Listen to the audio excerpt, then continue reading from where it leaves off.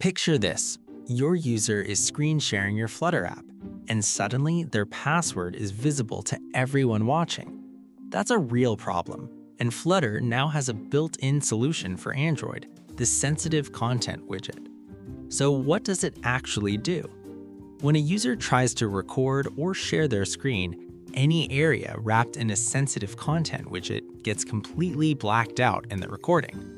The user sees everything normally on their device, but the screen capture shows nothing. Using it is straightforward.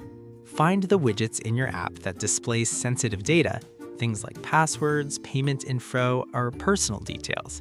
Wrap them with sensitive content, then set the sensitivity property to content-sensitive.sensitive. You can wrap as many widgets as you need.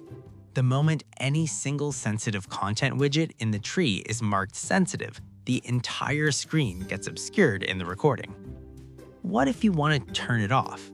Set the sensitivity to content-sensitivity.notsensitive. But here's the catch.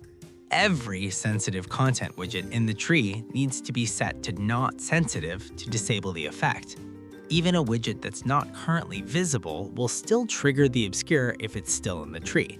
So make sure you're either updating all of them or properly disposing the ones you no longer need.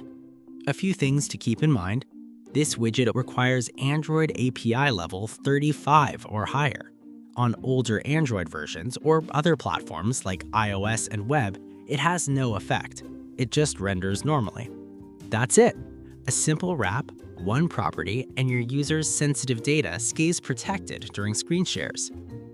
So make sure you're subscribed, hit the bell so you don't miss it, and I'll see you in the next one.